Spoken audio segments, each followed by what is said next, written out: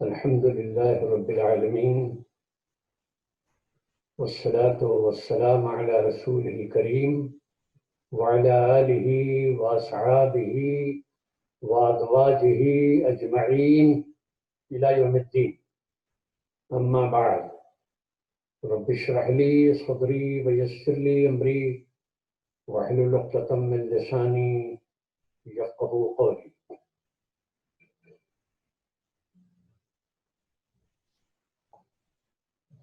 حاضرین و ناظرین کرام، السلام علیکم ورحمۃ اللہ وبرکاتہ۔ اس وقت میری گفتگو کا موضوع ہے عقل شعور کی اہمیت قرآن حکیم کی روشنی میں۔ ہم سب کو ہمیشہ یہ بات یاد رکھنے کی ہے، ہم وقت صبح شام رات دن سوتے جاگتے اٹھتے بیٹھتے چلتے پھرتے کھاتے پیتے پڑھتے لکھتے ہر صورت میں یہ امر یاد رکھنے کا ہے کہ ہمیں اللہ نے ایک عظیم منصب عطا کیا ہے، اس نے ہمیں تکریم بخشی ہے، جسے قرآن کریم نے یوں کہا ہے، سورہ الاسراء آیت نمبر 70، وَلَقَدْ كَرَّمْنَا بَنِي آدَمَ وَحَمَلْنَاهُمْ فِي الْبَرِّ وَالْبَحْرِ وَرَزَقْنَاهُم مِّنَ الطَّيِّبَاتِ وَفَضَّلْنَاهُمْ عَلَى كَثِيرٍ مَّنْ خَلَقْنَا تَفْضِيلًا۔ یہ آیت سطح ارض پر، کرۂ ارض پر انسان کو انتہائی معزز قرار دیتی ہے۔ اللہ نے خود اسے معزز اور مکرم بنایا ہے۔ سوال یہ پیدا ہوتا ہے کہ آخر اس کا کوئی بنیادی سبب تو ہوگا۔ جی، اس سبب کا اظہار قرآن کریم نے اپنی 3 آیتوں میں کیا ہے۔ سورہ الحجر آیت نمبر 29، سورہ السجدہ آیت نمبر 9، سورہ صاد آیت نمبر 72۔ ان میں جو بات کہی گئی ہے، میں سورہ الحجر اور سورہ صاد کی آیت پڑھتا ہوں، اس لیے کہ دونوں آیتیں ایک ہی ہیں۔ فَإِذَا سَوَّيْتُهُ وَنَفَخْتُ فِيهِ مِن رُّوحِي فَقَعُوا لَهُ سَاجِدِينَ۔ جب میں نے انسان کے جسد خاکی کو درست کیا تو اس میں اپنی روح کا کچھ جز ڈال دیا، اور اس کے بعد فرشتے اس ہستی کے سامنے گر پڑے۔ یہاں جو ان آیتوں میں جو بات کہی گئی ہے وہ یہ کہ یہ عظیم منصب جسے انسان کو دیا گیا ہے، اس کا بنیادی سبب نفخ روح ہے۔ اللہ نے اپنی روح میں سے کچھ جز انسان کے جسد خاکی میں ڈال دیا۔ اس روح کے داخل ہونے کے بعد ایک بالکل نئی کیفیت انسان کی بن گئی، اور یہ ایک نیا وجود تخلیق ہوا۔ یہ جو وجود تخلیق ہوا نہ تو جسد خاکی ہے اور نہ ہی ہستی روح ہے، جیسا کہ عام طور سے کہتے ہیں کہ یہ ہماری روحانی ضرورت ہے، یہ ہماری مادی ضرورت ہے۔ یہ تقسیم ناقابل قبول ہے، اس لیے کہ اس کے لیے کوئی دلیل نہیں ہے، کیونکہ جسد خاکی کا جو عنصر ہے اور روح کا جو عنصر ہے دونوں کے درمیان ایک حسین امتزاج ہوا. اس حسین امتزاج کا جو نتیجہ ہے وہ حضرت انسان ہے. تو حضرت انسان نے گویا اب ایک عقل شعور والی ہستی بن گئی. یہ عقل و شعور اسی روح کے سرایت کرنے کی وجہ سے ہے. عقل، ہم میں سے اکثر و بیشتر لوگ عقل کو مضمون تصور کرتے ہیں اور عقل کے بارے میں نہ جانے کس کس طرح کی قابل نفرین باتیں کرتے ہیں. مثلا ارے بھائی زیادہ عقل کا استعمال مت کرو، پاگل ہو جاؤ گے. ارے بھائی دین کا عقل سے کیا تعلق ہے؟ عقل ایک الگ چیز ہے اور دین الگ چیز ہے. دین تو حاصل ہوگا بزرگوں کی صحبت میں رہنے سے. یہ بالکل غلط تصور ہے. عقل کی تعریف بہت ضروری ہے کہ ہمارے ذہنوں میں صحیح طریقے سے اجاگر ہو. عقل کی تعریف یوں کی جا سکتی ہے: انسان کی فطرت میں ودیعت کردہ عقل وہ قوت ہے جس کے ذریعے انسان خیر و شر، صحیح و غلط، حق و باطل، مفید و مضر، ثواب و خطا اور مطلوب و مذموم کی تمیز کرتا ہے. جی، اس تعریف عقل کی روشنی میں یہ بات بالکل واضح ہو گئی کہ عقل کبھی خطا نہیں کرے گی. جی ہاں، قرآن کریم نے عقل کی اہمیت کو جا بجا بیان کیا ہے. مثلا سورہ الاعراف کی آیت نمبر 179 میں کچھ یوں مذکور ہے: وَلَقَدْ ذَرَأْنَا لِجَهَنَّمَ كَثِيرًا مِّنَ الْجِنِّ وَالْإِنسِ لَهُمْ قُلُوبٌ لَا يَفْقَهُونَ بِهَا وَلَهُمْ أَعْيُنٌ لَا يُبْصِرُونَ بِهَا وَلَهُمْ آذَانٌ لَا يَسْمَعُونَ بِهَا أُولَئِكَ كَالْأَنْعَامِ بَلْ هُمْ أَضَلُّ أُولَئِكَ هُمُ الْغَافِلُونَ. کہا یہ گیا ہے کہ ان کے پاس سوچنے سمجھنے کی صلاحیت ہے لیکن وہ اس سے کام نہیں لیتے. ان کے پاس دیکھنے کی صلاحیت ہے لیکن اس سے کام نہیں لیتے. ان کے پاس سننے کی صلاحیت ہے لیکن اس سے کام نہیں لیتے. تو اس کا نتیجہ کیا ہوتا ہے؟ اس کا نتیجہ یہ ہوتا ہے کہ انسان اور جانور میں، انسان اور حیوان میں کوئی فرق باقی نہیں رہتا، بلکہ یہ اس سے بھی گئے گزرے ہوئے رہتے ہیں. جب ایک قوت عطا کی گئی ہے، قلب دیا گیا سوچنے کے لیے، عین دیا گیا آنکھ دی گئی دیکھنے کے لیے، کان دیے گئے، قوت سماعت دی گئی سننے کے لیے، جب آدمی اس کا استعمال نہیں کرے گا تو یقیناً اس میں اور حیوان میں، اس میں اور جانور میں کوئی فرق نہیں رہے گا.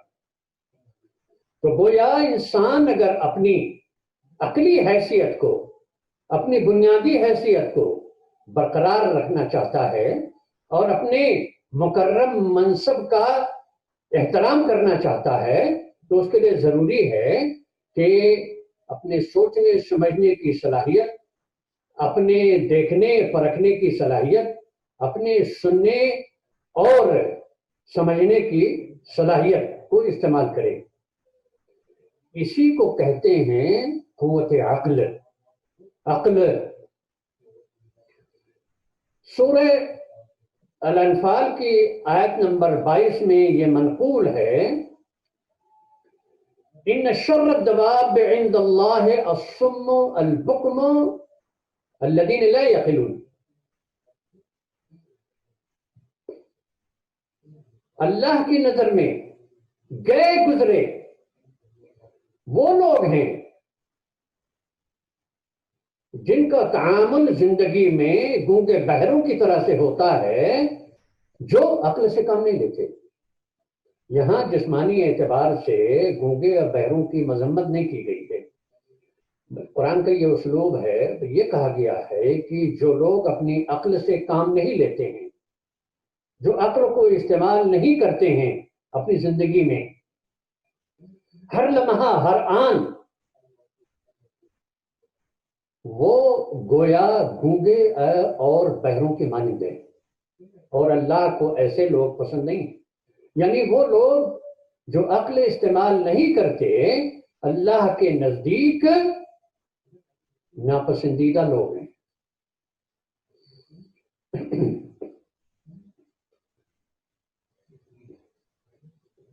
قرآن کریم نے 50 سے زائد مرتبہ اپنی آیتوں میں اس بات کا اعلان کیا ہے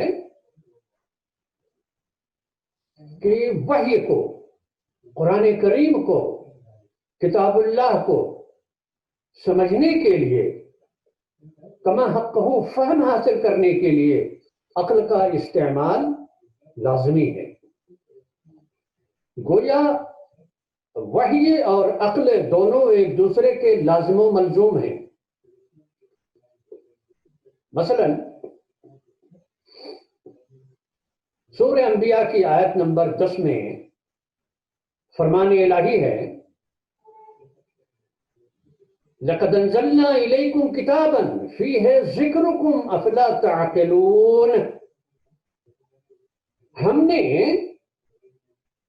تمہارے اوپر، تمہاری طرف ایک کتاب نازل کی، اور اس کتاب میں تمہارا ذکر ہے، تمہارا بیان ہے، تمہاری زندگی کا بیان ہے، تمہاری ضرورتوں کا بیان ہے.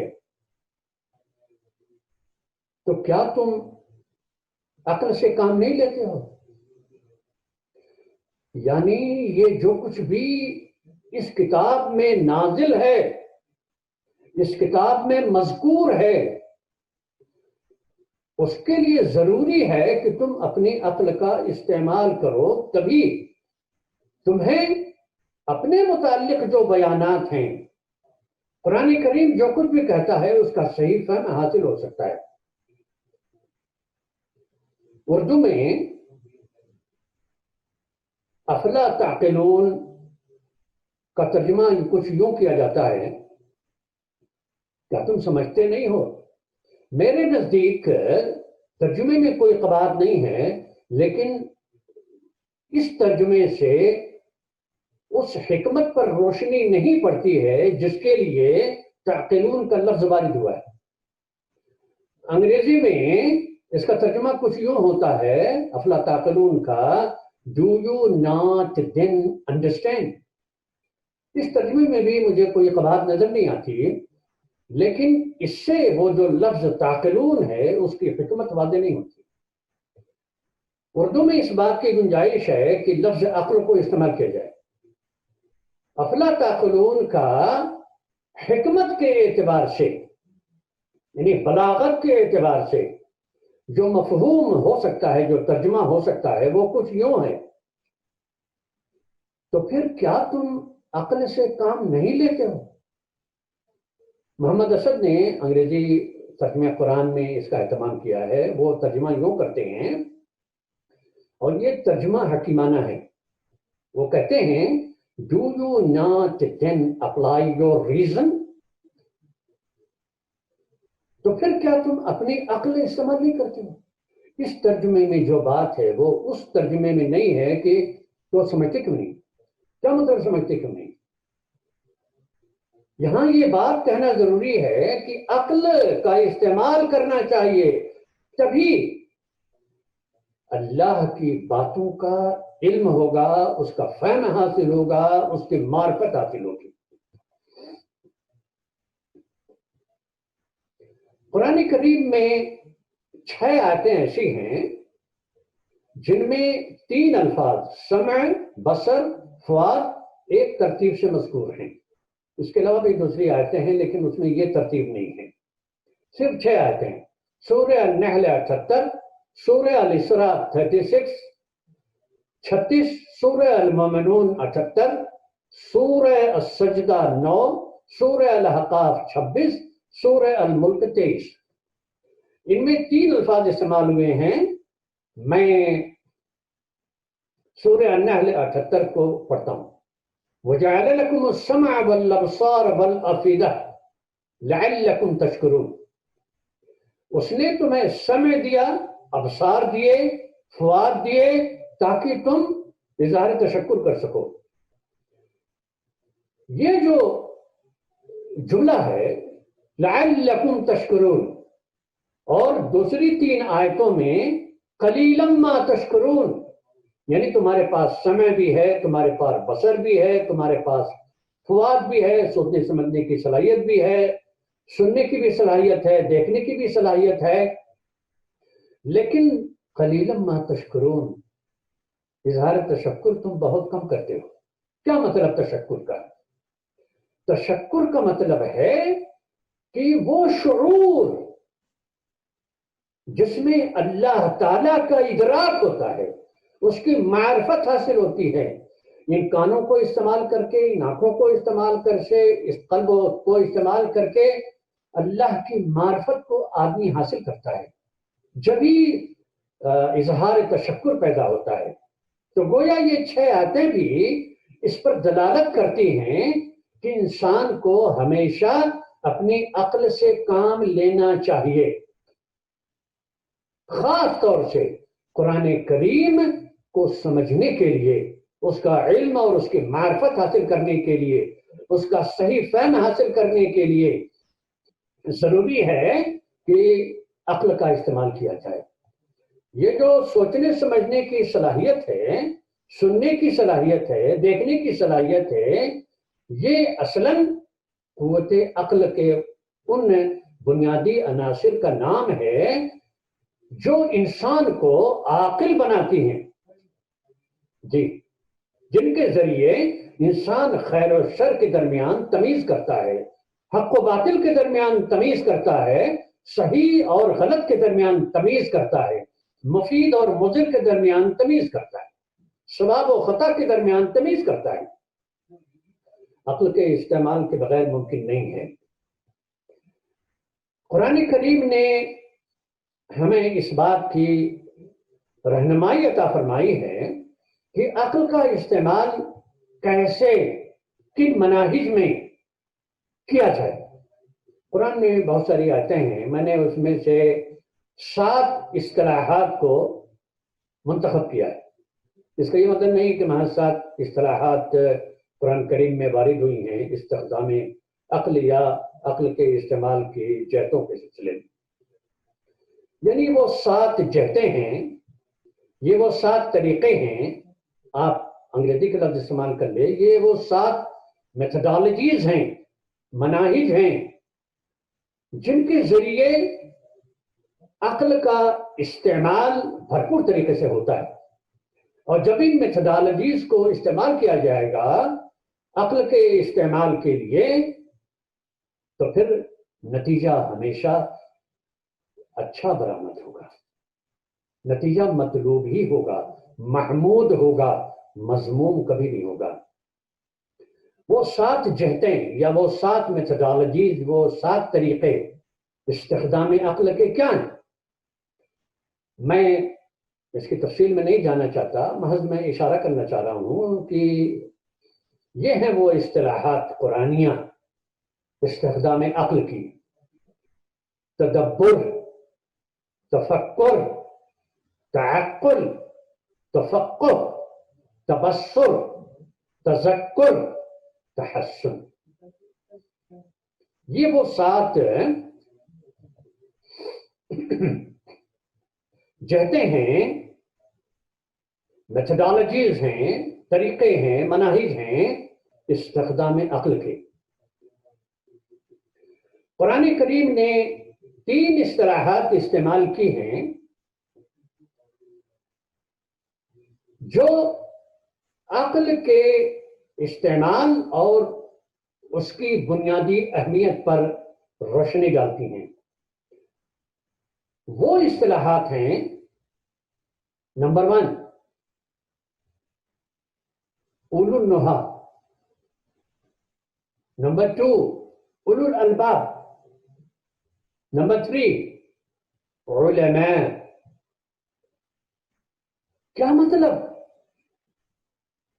یعنی قرآن یہ کہتا ہے کہ اس میں اولو النہا کے لیے نشانیاں ہیں، وہ سمجھتے ہیں اس بات کو، اولو الالباب سمجھتے ہیں اس بات کو، العلماء سمجھتے ہیں اس بات کو۔ کس بنیاد پر؟ اس لیے کہ اولو النہا کہتے ہی ہیں وہ صاحب عقل و شعور ہستی جو ہمیشہ کسی بھی معاملے کی تہ تک پہنچنے کی کوشش کرتا ہے، اسے کہتے ہیں اولو النہا، تاکہ اس کا نتیجہ سامنے آ جائے۔ اولو الالباب، اولو الالباب ان ہستی کو کہتے ہیں، ان لوگوں کو کہتے ہیں جو اپنی عقل کو پوری طرح سے کام میں لا کر کے ہر موضوع، ہر مضمون، ہر شے کے بارے میں پوری شرح و بسط کے ساتھ اس کا احاطہ کرنے کی کوشش کرتے ہیں، اسے کہتے ہیں اولو الالباب۔ یعنی کوئی اگر موضوع ہے، مثلا ایمان ہے، ایمان کیا چیز ہے، اس کے ہر پہلو پر ان کی نظر ہوتی ہے، اسے کہتے ہیں اولو الالباب۔ ایسے لوگ جو کسی موضوع کے، کسی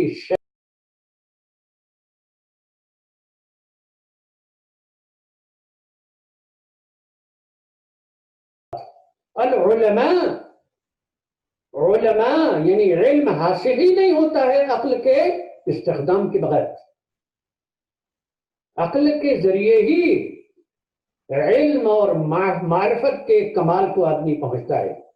اور عالم یا علماء تو کہتے ہی ہیں انہی کو جو اصحاب علم و معرفت ہیں۔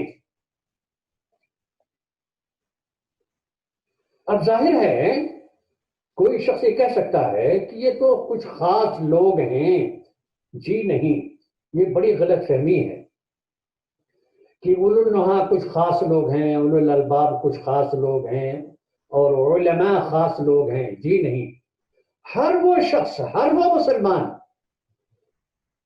جو کوشش کرتا ہے، جیسا کہ کوشش کرنی چاہیے، جو تدبر، تفکر، تعقل، تفقہ، تبصر، تذکر، تحسن سے کام لیتا ہے، وہ اولو النہا، اولو الالباب اور علماء کے مناصب پر فائز ہونے کا استحقاق رکھتا ہے۔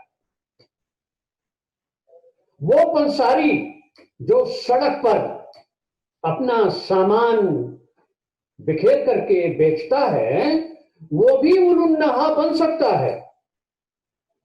وہ مزدور جس کو شام میں اپنی مزدوری کی ضرورت ہوتی ہے، وہ بھی اگر عقل سے کام لے، تدبر، تفکر، تعقل، تفقہ، تبصر، تذکر، تحسن کے ذریعے اولو النہا، اولو الالباب اور علماء کی فہرست میں اس کا شمار ہو سکتا ہے۔ اب میں اپنی بات ختم کرنا چاہوں گا۔ یہ بات اچھی طرح سے معلوم ہے کہ بڑی نوع انسانیت میں ہر شخص، بوڑھا، جوان، چھوٹا، بڑا، عورت، مرد، دکاندار، گراہک، تاجر، مزدور، استاد، طالب علم، پڑوسی، ماں باپ، اولاد، بیوی، شوہر، ہر شخص اس زندگی میں رفعتوں کو چھونا چاہتا ہے، کامیابیوں کی منازل طے کرنا چاہتا ہے۔ کیسے ممکن ہے؟ کیسے ممکن ہے؟ اس کا صرف ایک ہی جواب ہے کہ اگر انسان الوحی والعقل معا کا موقف اختیار کرے تو وہ رفعتوں کو بآسانی چھو سکتا ہے، کامیابی کی منازل طے کر سکتا ہے، اگر وہ اس سے روگردانی اختیار کرتا ہے یا اس سے اجتناب برتتا ہے یا اسے قابل اعتنا نہیں سمجھتا ہے۔ یہ کیا ہے کہ قرآن کو عقل سے سمجھا جائے؟ عقل تو بڑی بری چیز ہے، نعوذ باللہ، اوپر یہ تو بڑی بالا چیز ہے۔ یاد رہے کہ وحی بھی اللہ تعالیٰ نے نازل کی ہے اور عقل بھی اللہ تعالیٰ کی تخلیق ہے۔ جیسا کہ کہا گیا شروع میں کہ عقل نتیجہ ہے اس روح کا جو انسان کے وجود میں سرایت ہے۔ اقول قولی ھذا واستغفر اللہ لی ولکم اجمعین وآخر دعوانا ان الحمد للہ رب العالمین والسلام علیکم ورحمۃ اللہ وبرکاتہ۔